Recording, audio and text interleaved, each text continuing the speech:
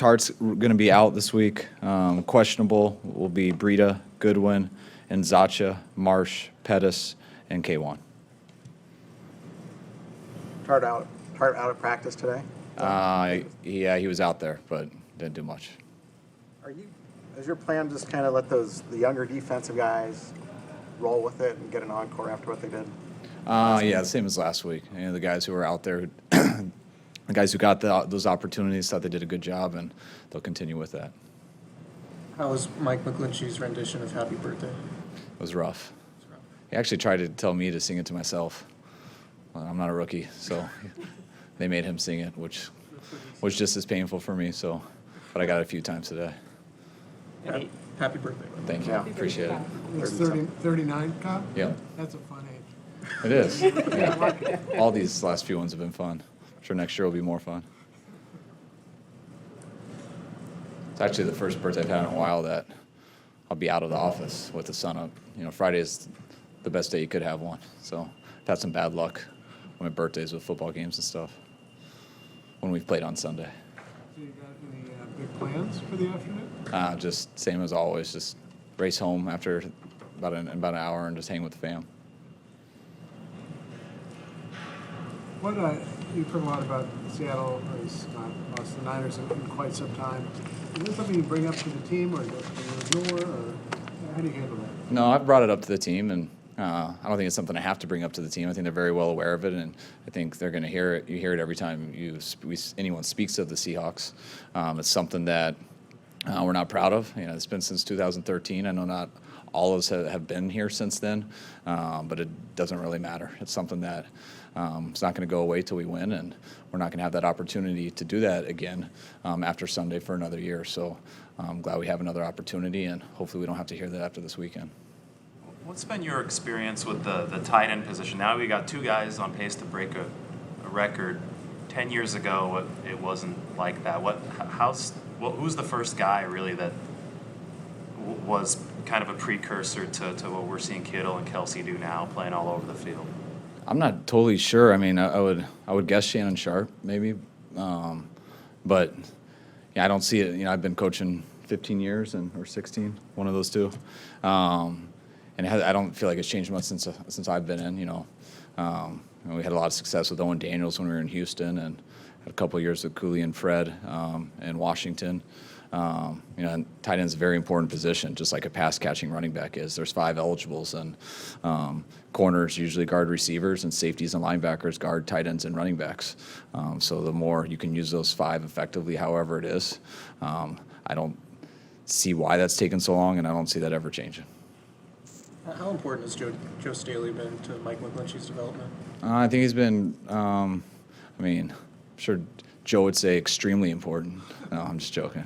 Joe's been great though for Mike. They've naturally, I think they hit it off as friends. I think they both like each other. They both respect each other.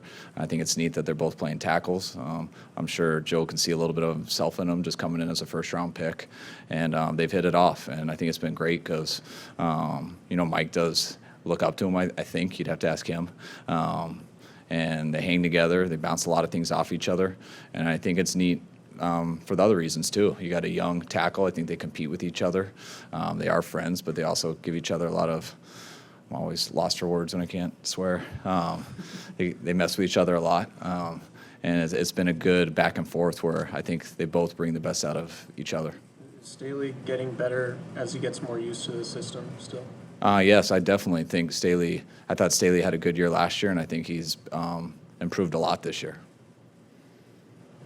Do you guys do anything to prepare for what might be a wet field on Sunday? Not really. I mean, you could sit and wet the balls and stuff. We had a few of those practices last week playing in rain. But no, we just try to have a crisp practice out there. We know what to expect. We have seen the weather reports and everything. There's with some of it taking a while to rain and then it raining a ton. Our grass has been much slicker this year, and we've had guys slipping a ton for the last month or so, which at first bothered us. But I told the guys today I'm so on it. We plan to do this. We've gotten our practice field like this way, knowing it would prepare them for Sundays because I'm sure the stadium will be like that with the rain and everything. So that's where our preparation's been. How has Matt looked this week coming back from the ankle? I mean, much better than last week. Last week he couldn't practice at all, and he's been limited throughout the week, and he's been able to go.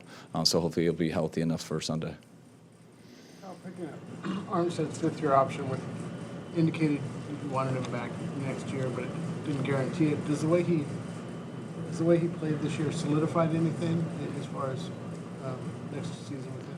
I wouldn't say anything on our team solidified. I'm going to take all that into account at the end of the year. But Armstead's a very good player who there's no doubt that I don't want to lose him, and I don't think anyone in this building wants to lose good players. So hopefully that'll work out. It's not as simple as just him, though. It has to do with how you want to allocate everything. But the one thing I do know is that I've been very happy with how Eric's played this year, and I still think he can get a lot better, and hopefully it's here with us. Defense good, but is an extension an option as well? I mean, again, that's for everybody. An extension is always a possibility, but it's something that I haven't talked with our guys about and haven't been thinking about at this time. With him, the sack numbers haven't been there, but he seems like he's still been disruptive in the passing game. Similar situation with Buckner last year. He only had 3 sacks, but he was really disruptive. Is there a parallel to be made there? Could Armstead, could you see a significant rise in his sack numbers? Yeah, I believe so. He has the ability to, and I think he's shown it on tape also. I think, guys get into that groove where they can consistently get 10 sacks a year. Not many people. He does have that type of ability, so I think that's what people hope for. But that's not just something that you do. That takes a while, and it takes guys some time playing in this league, playing different positions to really find their groove. I do see that chance for Eric. The main thing is I like to look for, are you getting better or are you getting worse? And I've seen someone that we've been here for 2 years with them. We've moved him in some different positions, and I see a guy who's only getting better. And if that continues, I think the stuff that his expectations and things should naturally take care of itself because he has that ability. That's good. Just curious about your thoughts on Mahomes as far as, people say he's revolutionizing it, maybe going a bit too far, but just he's very unique and just some of the things he can do. Is there a comparison for him out there, and do you think he's moving the quarterback position in some? I mean, he's extremely talented, and there's been extremely talented people. So I want to say revolutionary, but I'd say what everyone's saying is right on. I mean, I haven't sat and studied him, his NFL game, which would give a much better answer. But what you can see that's very obvious is how talented he is. And yes, I see he reminds me of just the way he moves, the way he throws, the way he looks in the pocket. He looks like John Elway to me.